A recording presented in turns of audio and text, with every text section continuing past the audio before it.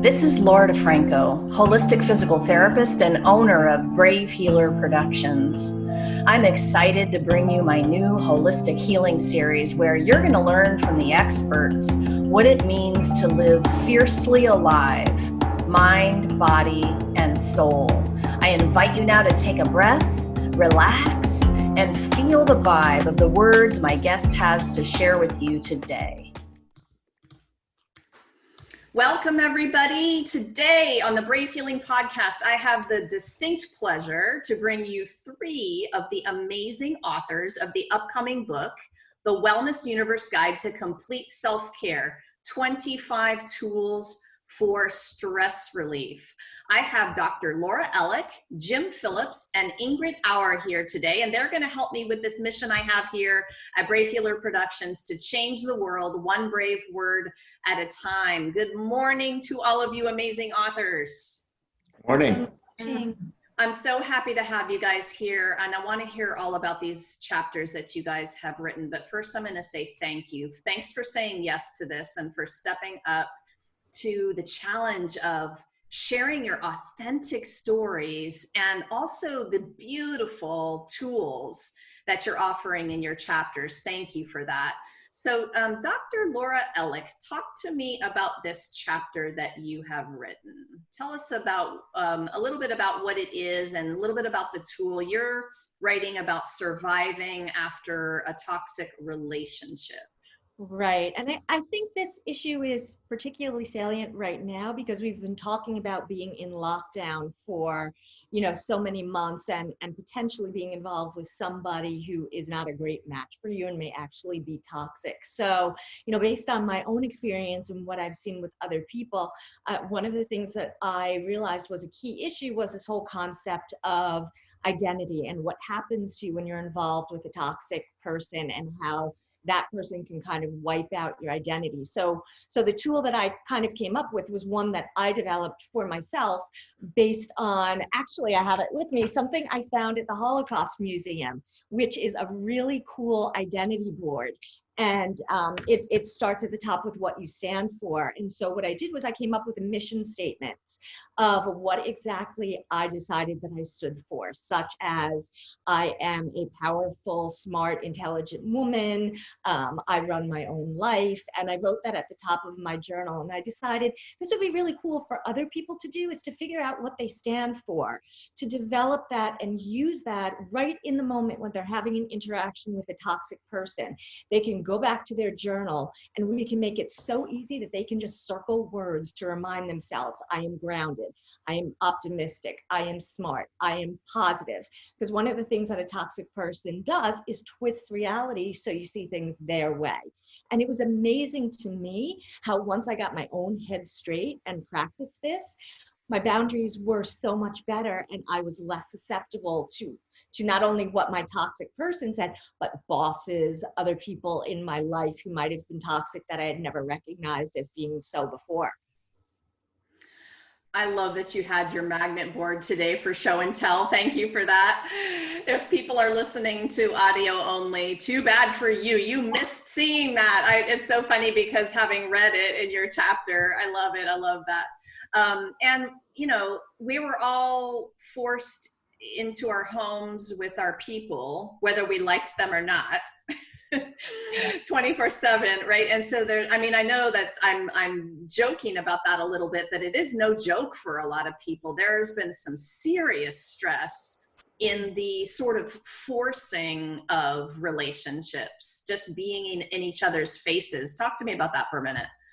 24/7 is a long time to be with somebody. And if it's somebody who you were already having difficulties with, or somebody who you had been debating leaving anyway, or changing your relationship anyway, this is trauma. This is trauma. And one of the things that we have forgotten also is this spills down to our kids. So if we're struggling in our relationships as adults, the kids are going to feel it too. And one of the things that's really cool about this magnet board and about this kind of exercise is you can do it with kids. And I've done it with kids as young as 11 with my daughter, just having them realize that they can be leaders and they don't have to, you know, give up part of their identity and their personality for bullying, for peer pressure, for whatever. And we need to be able to take care of not only ourselves, but our children too. Otherwise, we're all going to come out of this experience having a lot of issues. Yes, oh my goodness, I think that's going to be hard to avoid, but I also see that there's a gift in this. And I know many of you believe that too. This is going to be a time for rebooting everything and really figuring out what matters. And speaking of what matters, Mr. Jim Phillips, talk to us about your amazing chapter. You're going to help us with strategies for a life well lived. Well, when I first started writing the chapter, and I was looking at really what that meant to me, because obviously that's the perspective that I wanted to come from. And the realization was that the reason we suffer, in my opinion, so much from stress and angst and things along those lines is we resist life. And we approach it as if we try to force life to be the way we want it to be, instead of allowing life to present to us exactly what life intends to present to us, which is exactly what our soul requires to fulfill our life's purpose. And once we get to that point of resistance, we're constantly beating up against that. We're constantly pounding against it and not realizing that if we just, I'm going to use the term sit back and relax. I don't mean we don't do anything, but just kind of sit back and relax and allow, that we will come to a point when we realize that really life is our ally. Life is our partner, in that it knows. And when I say it knows, I'm talking about spirit, God, whatever you want to call it, which is working through us and as us in its expression. So as we allow that to take place, even though we're going to have challenging opportunities, we see that we can move through those challenging opportunities, gain from it whatever it is that we are intended to gain, but without the stress associated with it. And I think it's also about expectations. When we believe life should unfold a certain way and we're working towards or against, whichever way you want to look at it, those expectations, that creates stress. It creates frustration. It creates failure, because then we feel if we don't live up to those expectations, even though they might be false, and we feel that we failed. And then of course, if we feel we failed, well, then that creates more stress. And then I think we end up pressing harder and harder and harder, instead of, as I said earlier, sitting back, relaxing, and allow life to flow to us and through us. We don't have to do anything. All we have to do is be ourselves, which, you know, to me, it's really kind of a funny thing. We're trying to be something other than that which we are, instead of allowing that which we are to be what experiences and expresses through us and as us, which should be the most simple thing that we do, is just letting whatever it is that wants to be expressed through me, using myself as the example, to be the expression. Instead of saying, I got to be the way Laura wants me to be, or I've got to be the way my parents want me to be, or I have to do this, or I have to do that. Nobody has to do anything other than live your life, allow life to flow through you and as you, gain from life everything that you possibly can, because it's all about the experience, so that we can expand our soul's growth, our soul's expansion, and recognize that life is always going to give us exactly what we need for the purpose for which we are here. So one of the things you have done is written a couple of books of your own. And I wanted to specifically ask you about the key to life, living in full expression. You're talking about this now. And I think that people have your idea about the resistance to life. They think that they have to do things in a particular way, which creates that stress in big, big ways. But living in full expression, can you just spend a minute talking a little bit more about how I know that that's happening? Well, you know you're living in full expression when you're not experiencing stress, because you're allowing life to flow through you. And I want to make a point though. The word life is the acronym for living in full expression. So to me, that's what life is. It is living in full expression, but it's not us forcing it. It's about allowing life, whatever life wants to present to us and through us, the divine spirit, God, whatever you want to call it. It's to allow that to flow through us, to be the experience and expression in this world. And when I say live in full expression, it's about living in full expression of our truth. And our truth is, in my opinion, our truth is that we are divine beings. And I'm not going to get into we're divine beings having a human experience, because to me that's cliche and too overused. But we have to accept that that is what we are. We are divine beings. This physical body is the vehicle through which that divine being experiences and expresses in this world. So living in full expression is just allowing that which we are, that which we truly are, this divine being, to experience and express on this planet. Now, having said that, we are having the human experience only in that allows the divine aspect of us to experience and express in this world through this physical body. But I'll also say the physical body is also of spirit or of God. So we can't separate the two. But we have to recognize that our ego personality, if you want to use that, or just our personality, gets in the way, because our ego is the one that's entrenched here more in the material world, that is fighting against all these ideas and thoughts and, quite frankly, agreements that we've made about how things should be. And then we try to live up to these agreements against what we really know is the truth. And then getting back to the theme of the book, that's where stress comes in. That's where angst comes in. That's where resentment and anger and hate, when if you allow that which you are to experience and express, it's just going to be pure love. And then everything flowing from that obviously is going to be anything but stress or hate or anger or any of the other things that we experience all too often on the planet. Thank you for expressing that. For me, it's the joy, I think. And so you guys, you're getting such beautiful tools in this book for stress relief, and you're getting them from all different angles and voices and expressions, which is part of why I love the book in general. Ingrid, talk to us about your chapter. You're going to teach us about integrating angel energy. Mm-hmm. Yes, I have made a very strong experience when I went through a very hard time of my life. And I was aware of the spiritual beings around us, which really exist. So I also talk about program 1 and program 2. Program 1 is the physical world, and program 2 is the spiritual world. We do our experiences in program 1, but when we realize about program 2, the metaphysical level, then we can take a challenging easier. We can integrate it, we can understand. And for me, angels are spiritual beings, and we are spiritual beings in a human body. So we have our core, our center, our sparkling is from program 2, from the metaphysical level, but we are born in a physical body, and therefore we can connect with the angels, but we have to be aware that they exist. We have to be aware that we can ask them, we can talk to them like friends. When I realized that I can talk to angels at the first glance, I thought, oh my God, this is what little children do. But I had such a hard time in my life that I really tried it out. I figured it out, and it worked. It really worked. And I opened up for the spiritual world, for the angels, but also for ascended masters and so on.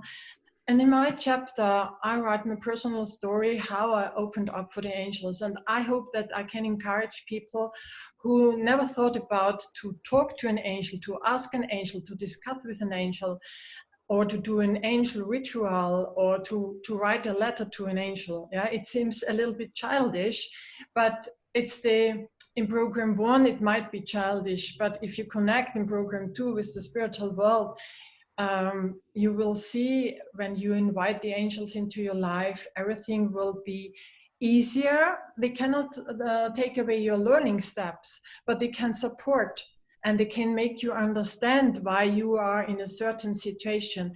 And then when you realize it, it's easier to live or go through this situation. This is my experience.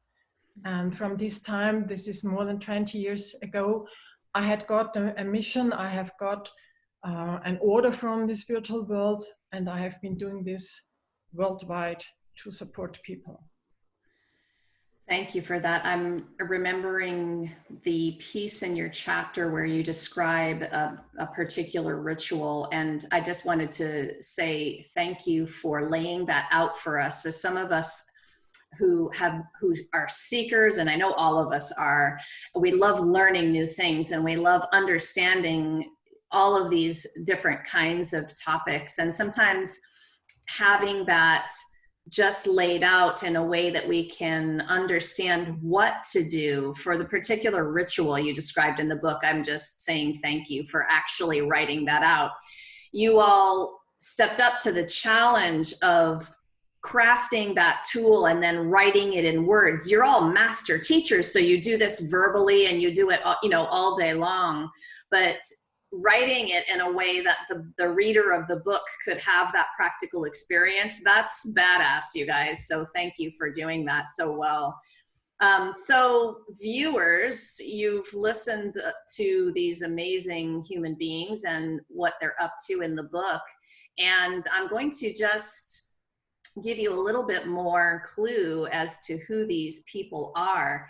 So Dr. Laura Ellick is a New York and Florida licensed psychologist and coach who works with clients having diverse issues and backgrounds. She specializes in treating eating disorders, the emotional impact of chronic medical illnesses, and working with those involved in toxic relationships. And Jim Phillips is a life strategist, author, speaker, and business coach. Jim inspires others to higher levels of achievement and life fulfillment, helping them understand what has been misunderstood. He has written 2 books, The Key to Life, Living in Full Expression, and From Inspiration to Intention. And he's appeared as an expert in the movie Becoming the Keys. Ingrid Auer is one of Europe's leading mediums, channeling messages and spiritual tools. At the center of her work, she manufactures high vibrating, energized symbols and essences, which are not only used by private individuals, but also doctors, midwives, healing practitioners, energy practitioners, therapists, and teachers with great success. You guys are amazing.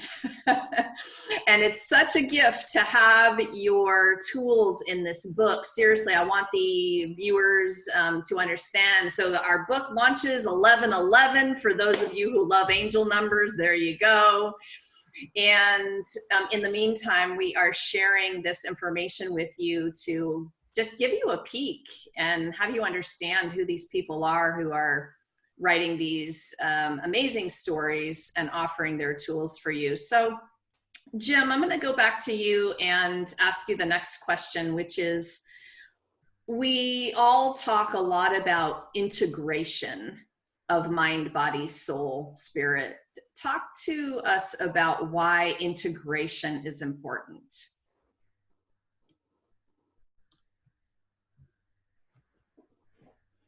What first comes to mind with me with that is that if you don't integrate, you're not gaining the benefit of whatever it is that you are working with or working through. It has to be taken in. Integration means it becomes a part of who you are.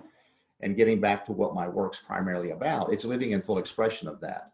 So if I were to, as an example, what Ingrid was just talking about with angels, if I were to take in the belief, which I do believe, but I'm just saying, let's say I didn't, but I take in the belief of angels being available to me, I write to angels, and then I start receiving information and I follow that information, I start to have the benefit of that. That's integrating that particular modality, if you will, into who I am and how I'm experiencing and expressing in this world. So if we don't take it in, if we don't allow it to become a part of who we are and how we experience and express in the world, it's just information. It doesn't mean anything. It's not going to have any benefit to us other than we have more information about another way that we could change our lives if we choose to do so.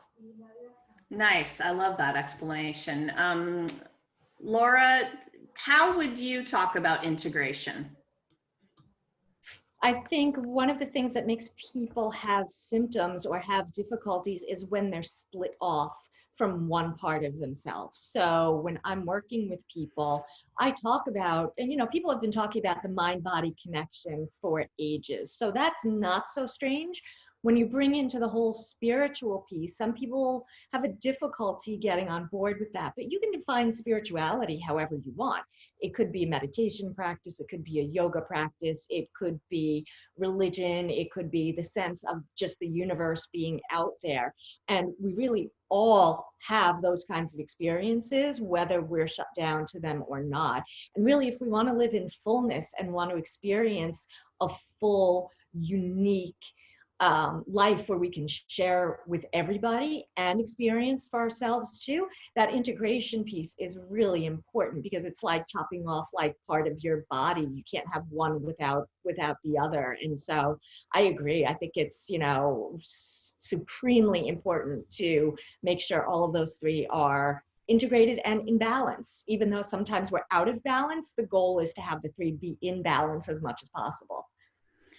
Ingrid, what would you add to that about integration? Yeah, I follow Laura, because I also think it's about the balance. If people are only in their mind or very intellectual, they close their heart or their feelings or their emotions, or some are only in your body, they are looking for problems of the body, but they forget that there is a higher meaning if the body makes problems.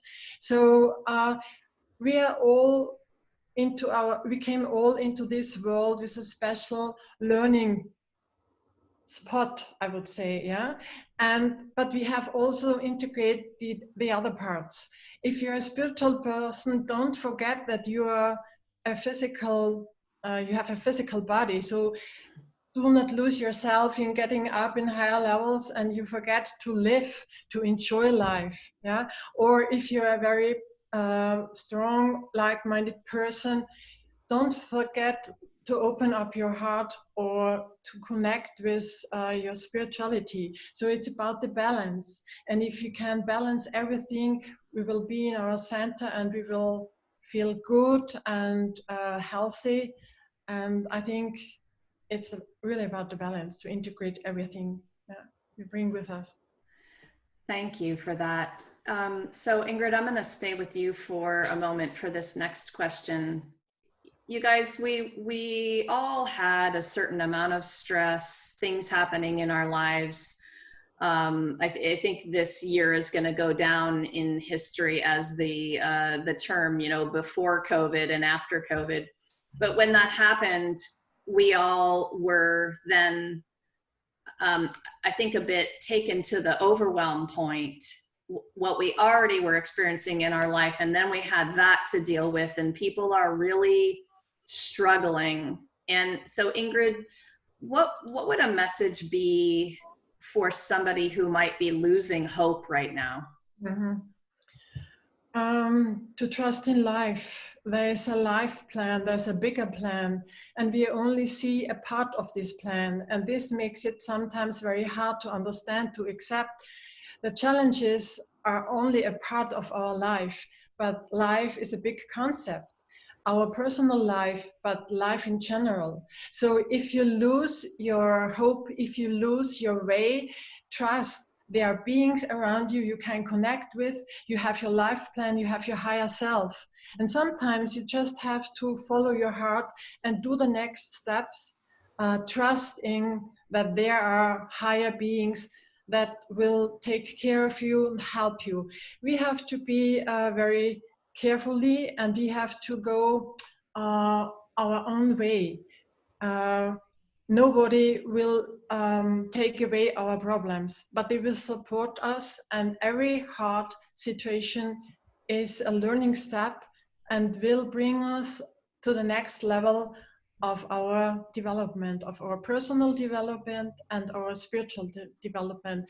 And when we look back one day, maybe we will see COVID, what was this? But we will realize that it will bring us a big step forward. And let's see it in the whole process, let's see in the whole view, so it's easier for us to live with all the challenges we have right now. I love remembering that we can't always see the big picture in our now moment, and that if we would not make it mean so much in our head, but just relax a little bit, and like Jim was saying, you know, let life happen, let life flow, and trust in the bigger picture. Jim, what would you say to somebody who might be losing hope right now? Well, I think given the fact that people losing hope, it really is tied to the global experience we're having right now of COVID, and then also the social injustices that are happening, governments. I mean, all of the really heavy energies that have invaded the planet, and as participants in that, I mean, we create it, we experience, we also put it back out there. But I think one of the things with hopelessness is that we always feel alone. And I think we can take comfort in that it's the whole planet. It's not like one person's been chosen as you're going to have this really terrible experience.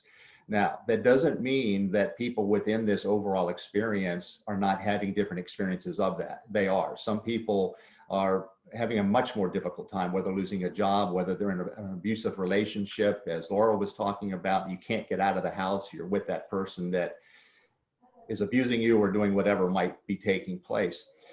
But I also think, and this is looking at it from a very high perspective, and that is if we can step back and instead of saying and talking about all the things that we think are happening to us, look at it and ask the question, what is it I can gain from this? And I think when we open our eyes and our hearts to receive what the benefit is, and there's always a benefit. And just as Ingrid was saying, we can look back on it and say, well, this is what that was about. Well, it's better if we can do that now in the midst of whatever the experience is, gain from it in the moment. It doesn't mean it's going to become any easier, but we don't have that hopeless feeling. Now I want to go to I kind of have a thing with words, and I use acronyms a lot. And in my book, The Key to Life Living in Full Expression, I use the word faith. Now, faith also, when we look at it, faith is trust, right? So it's trust to me is the highest level.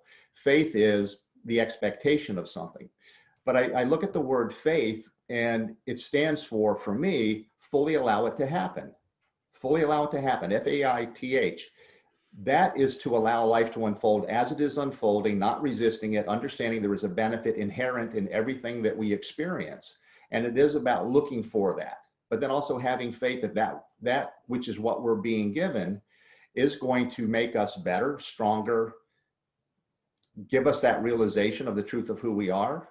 And then we can move forward to the next challenging opportunity we're going to be presented, which we always will be. I love that. Thank you. Laura, what would you say to somebody who's maybe losing hope right now? One of the things I would say is, first of all, I get it. I had the bottom fall out for me too, as all of this went on. It was a time I was putting out a book, and this is probably the worst time to put out a book, and all of these things were going on. And now, wait a minute. I disagree with that. No, I'm teasing. But actually, what's so interesting is like the book that I put out wound up doing well because people are looking for that. So what I want to say is the hopelessness and the depression, don't give up. People have given up on 2020 already, and it's not over yet, guys. Like there's time to restart every single day. And I did a post about this because I have a plant of mine at home that was dying, and I don't know if you guys can see this. Do you see the green coming out of it? Well, yes. Everybody told me to throw out this plant last week, that it was completely dead. And I said, it's not dead, just like 2020, it's not dead. So I started pruning off some of the dead leaves, and I started talking to my plant and saying, come on, you can do this. Come on, you can grow. I'm giving you love and water. And wouldn't you believe, several days later, it's got some green on it. So that's how I view all of us and how I view the entire world. Do not give up, because better stuff is coming. You just got to hang on. It's coming, and we're all creating it. I love that.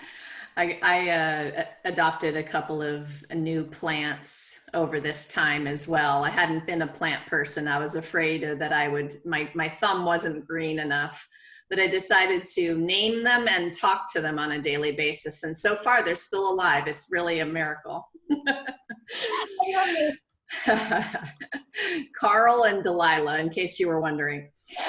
Okay, so Laura, I'm going to stick with you for this next one. I want you all to help the viewers with really just having an idea about what your own self-care routine looks like. What's something that you're doing right now, you know, maybe aside from the tool that you're teaching in the book, just something that's on your regular self-care routine? One of the things that's been really important for me, especially as I get older, is that connection between mind and body. I have become very, very in tune to what happens to my body when my mind and my spirit aren't integrated, as we talked about. So I made the commitment to do that. You know, what is it? You sign up for a program like a once a month massage. I joined a new gym. I started committing to going back to Zumba, which was one of my passions that I had kind of dropped. And everybody in my life absolutely knows 8:30 at night is when I go into my quiet time. That's my time for reflection because I give out a lot of energy during the day. So at night I need to rejuvenate. And so I'll read, I will look at, you know, funny Instagram videos, whatever. But I've really started preaching to people that this self-care piece, it's no joke. You know, I would say it, but I wouldn't necessarily practice it as consistently as maybe I should have. Now I'm practicing it and I see the difference in my health and in my resilience too, just my ability to bounce back. So I would tell people you need to invest in yourself right now. You are your best resource and now is the time. Nice. I love that message. Jim, how about you? Talk to us about your routine, maybe offer something up to the viewers in terms of what they might be able to do for themselves. Well, a couple of things that I do, and I've been doing what I'm going to say first for probably 30 or 35 years. And I've always been a morning person. I get up really early. I was up this morning at 5 o'clock. I drink coffee. So, you know, bad on me that I drink coffee, but that's part of my routine. It just is something that I enjoy. So I get up and I make a pot of coffee and then I go for a walk, and it's dark out. It is the time when I'm most connected. It's the time when I can let go of any worrisome thoughts or anything that might be coming up that I can perceive as being difficult. But it's also when I ask questions, and I ask questions, I get answers. In fact, and I don't mean to keep referring to my other book, but that book is full of 41 quotes that came from questions I've asked in my morning walks. And they're very specific to situations that I might have. And I guess what I would suggest to everybody is that is not particular to me. Everybody has, well, in fact, Ingrid was talking about it too, talking to angels, writing to angels. We all have that opportunity to ask questions, get answers in whatever way we're best capable of receiving it. And we just need to be open and receptive to that. And I think the second part of what I wanted to mention is just mindfulness. And for me, mindfulness really is being in the present moment. It's about paying attention to what's going on around me, within me, paying attention to the correlation between the two, recognizing when I'm doing something that really is out of alignment with who I know I am and who I know I want to be and how I want to present in the world. And then just pulling back and making perhaps better choices than I did before. And what I find is that the more that I do that, the more that anybody does that, the more that you make any choice that's in alignment with who it is you want to be and how you want to experience and express in the world, you're going to find more opportunities to do that. And you're going to lessen the opportunities that might come up that are going to cause that stress that we're talking about overall. I love the idea of I call them the big questions, and just moving into curiosity will really help you move out of some other lower place that you were in. Love the big questions. Ingrid, how about you? Talk to us about your self-care routine. What do you love to do to take care of yourself? I realized that I have worked a lot for the last decades, and I didn't take care of myself. I didn't take care of my body. I didn't really take care of my health. And so now I slow down. I'm in the position that I work a little bit less and enjoy more my time, my leisure time, to go out to nature. I really take care of my food, what I'm cooking, what I'm eating. And I realized that I have now more time, or take more time to have more relationship, or to work on relationship. For example, there are some friends of mine, I have lost them because of my work, and now I reconnected with them, and we are talking, discussing, and this is what I really like, because I haven't lost these people. They came back, and this is a new kind of relationship, a kind of reflection, also self-reflection. So I have got some new aspects in my life through COVID, and I'm really thankful about this. Of course, I work with my angels. I'm very creative. I have got new ideas, and I offer some programs for people who are going through this time. But for myself, to slow down was the biggest present, or the biggest gift I can do for myself. Yes, I can feel that. You mentioned the food as well. I've done an overhaul with that recently as well, and noticed that over the last several months, I was definitely using food as comfort, and a little too much. So getting myself going on a little fall detox has been an incredible, immediate boost of energy. Just taking care of yourself from a standpoint of the pure nourishment you're putting in your body can be incredible. But I also love what you said about friendships. We don't often think about that really as self-care, do we? And it's so true that that is a form of that. I love that. So I want to go back to Jim for a moment and ask you this last question. Just, this is a very broad question, but what is something that you want the viewers to understand? One important thing you want them to understand about the journey as a whole that we're all on right now? So you saved the big question for the end, right? I did. I like the big questions, What just came into my mind was, it's actually one of the quotes that I have in the chapter, and that is that life is an equal opportunity experience. It withholds nothing from anyone. And I think if people would understand that, I mean, and talk about integration, integrate that into who they are, and recognize that life really is your partner. I'm gonna backtrack on that. We are life. I mean, it wouldn't exist if we weren't here in the way that we're talking about it, in terms of the experience of being here in the physical body as the divine beings that we are. We need to recognize that everything that is presented to us is presented for our benefit. There's nothing put in front of us to hold us back, to cause us pain, to cause us suffering. All of that is caused by us and our response to whatever it is that's put before us. And if we would just recognize life is presenting to every one of us everything that we need to be, to experience, to express exactly who we are, then we can move through life a lot simpler, not easier, but in a more simple way, because we're not fighting ourselves the whole way. We're allowing the truth of who we are to be what's experiencing and expressing. I'm letting that sink in, especially for those things of life where you are labeling them as bad.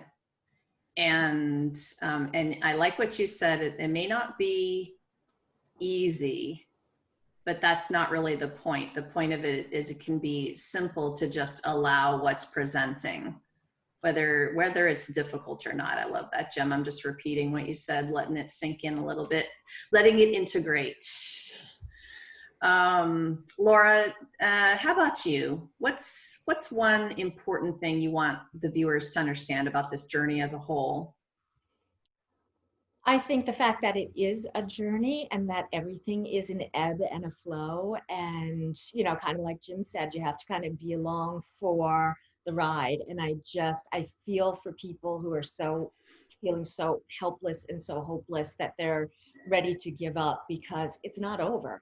it's not over for anybody. And you have many, many opportunities in the course of even one day to reset and to start over if you allow yourself. And just remember also that, you know, what you are showing, you're teaching your kids. So if you're feeling empowered, you're teaching your children how to be empowered as well. And then we're going to raise a whole generation of kids who hopefully feel empowered, and they can go ahead and kind of clean up a little bit of the mess that we have going on right now, because we definitely need some help. But you know, definitely don't give up, because there's a lot still left, a lot of living left to do. Absolutely. I love that you mentioned your role modeling for your kids, and I'm going to add, you're role modeling for anyone you're living with. So if you're the one to model this, that's great, right? So keep on keeping on in that department. And I do have a couple of older kids, and you know, we're all going through this at the same time. And when when mom feels overwhelmed, like she's at the end of the rope, you know, that's when I have to get into my mindfulness practice and really take some breaths and choose who I'm going to be in those moments. It's so important. So important. Ingrid, talk to us about one thing that you'd like the viewers to understand about this journey as a whole. Yeah, I think mankind is in a dead-end street. So we have been waiting so long for the change. We have hoped that there would be a change, but we didn't know how this change would look like. And now we are shocked, we are anxious, but this is the chance that we can do now the big change all together. And it's not only about the private change, it's about the environment, it's about nature, it's about consumption, it's about violence, everything. We have now the big chance to change the world, to change our life. And there is the spiritual world with us. It's only the veil between the spiritual world and our world. So we cannot see them. We can not always hear them, but they are here. And the more we are open for the spiritual aspect of our life, the more we are open for spiritual help or spiritual beings that help us to go through this challenging time, the more we can develop, the more we can realize who we are. And as Jim already said, we are divine beings in a human body, or we are spiritual beings in a human body. And I also like what Laura said, because it's also about the children that are coming now. We have to support them. We have to understand them, because they are the world changers. We are the generation between the old world and the new world. We are the gap generation. Yeah.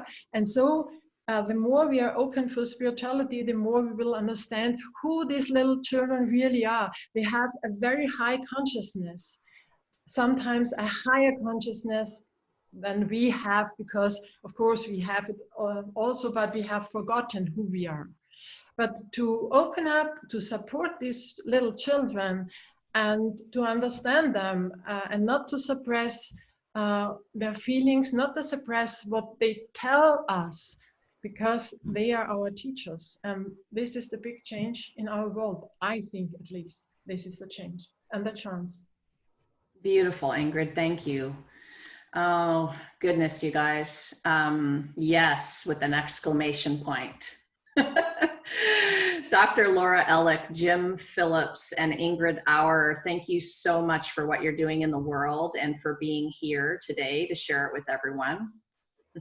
Thank you so much. Thank you.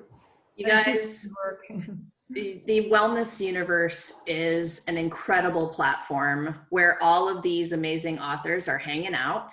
So don't forget to check the show notes for the links where you can explore membership at the Wellness Universe and other amazing benefits.